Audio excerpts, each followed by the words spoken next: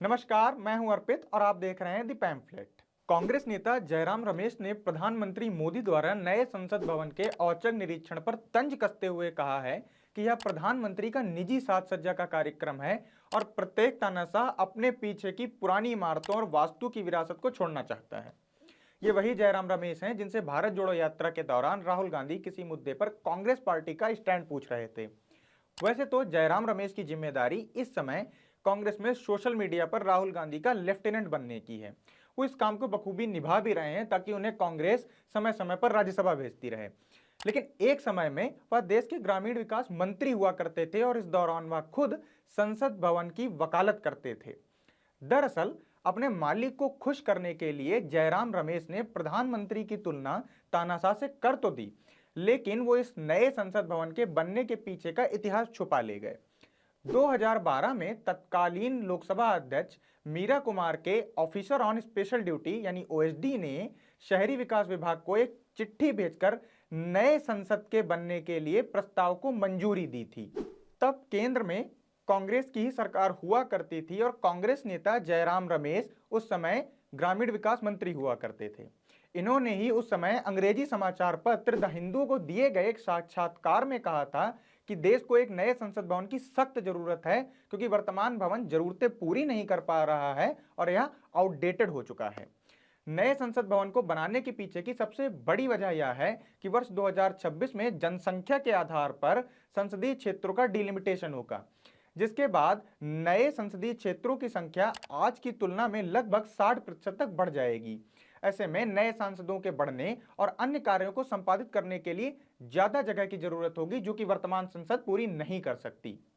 Central Vista project को कांग्रेसी left ecosystem ने पहले दिल्ली हाईकोर्ट और फिर सुप्रीम कोर्ट में भी खींचा है, परंतु दोनों जगह से इनके याचिकाकर्ताओं को डांट पड़ चुकी है और दिल्ली हाईकोर्ट ने सेंट्रल विस्टा को राष्ट्रीय महत्व का प्रोजेक्ट भी बताया है।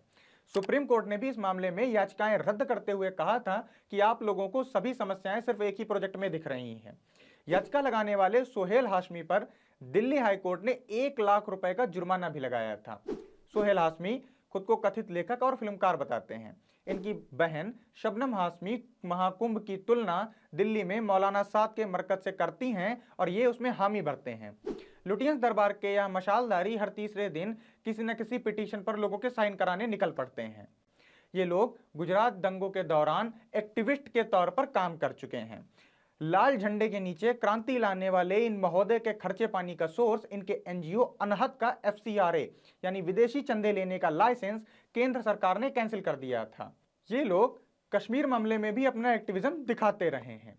खैर, जयराम रमेश जी अगर देश में नए इंफ्रास्ट्रक्चर के विकास को तानाशाही का काम मानते हैं तो फिर यह प्रश्न उठता है कि पंडित नेहरू को देश का पहला तानाशाह क्यों न मान लिया जाए। आखिर इंफ्रास्ट्रक्चर बनाने का सबसे पहला काम तो उन्होंने ही किया था और कांग्रेस लगातार कहती रहती है कि नेहरू जी ने यह बनाया, नेहरू जी ने वह बनाया। क्या कहते हैं फिर, कर दिया जाए पंडित नेहरू को तानाशाह घोषित? आखिर 1952 के बाद देश में जो बड़े इंफ्रास्ट्रक्चर प्रोजेक्ट चालू किए गए थे उन्हें देश के आधुनिक मंदिर बताने वाले का नाम क्या था? लियाकत अली खान तो नहीं था शायद। कांग्रेसी नेताओं का सेंट्रल विस्टा और नई संसद पर रह रहकर शोर मचाना कोई नई बात नहीं है। पार्टी और उसका इकोसिस्टम शुरुआत से ही इस प्रोजेक्ट पर सवाल उठाते रहे हैं। कांग्रेस नेता कम और एक्टिविस्ट ज्यादा, राहुल गांधी इसे क्रिमिनल वेस्टेज यानी आपराधिक बर्बादी बता चुके हैं। कांग्रेस नेताओं से यह सवाल पूछा जाना चाहिए, क्या नई संसद में वो नहीं बैठेंगे या वो अपनी पार्टी के परफॉर्मेंस से इतना दुखी हैं कि उन्हें लगता है कि नई संसद में बैठने का उन्हें मौका ही ना मिले। खैर, जो भी हो, नए संसद भवन की तस्वीरें हमें यह बताती हैं कि पिछले 9 वर्षों में औपनिवेशिक मानसिकता को हटाने के लिए लगातार बड़े स्तर पर काम हो रहा है। अंग्रेजों से स्मूथ पावर ट्रांसफर लेने वालों को शायद यही बात अखर रही हो। देखते रहिए द पैम्फलेट। धन्यवाद।